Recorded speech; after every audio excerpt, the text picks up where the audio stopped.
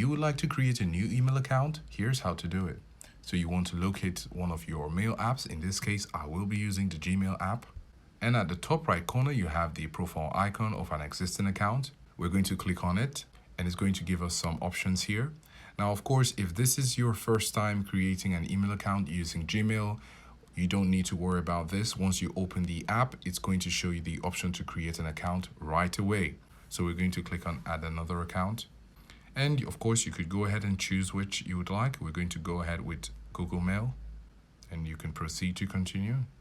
So now that we're here, all we need to do is to create an account. For personal use or for work, we're going to take personal use. So here you're going to put your first name and you're going to put your birth date and gender.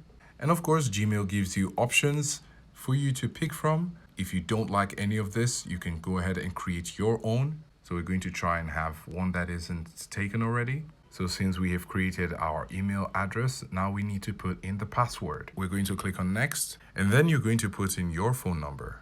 Of course, after clicking yes, you're going to get to this page where you will receive a 6-digit verification code to confirm. And here you have to review your account information and click on next. With privacy and terms, you get to read everything and click on agree. And now you have your new email address created. So this is how to create an email account.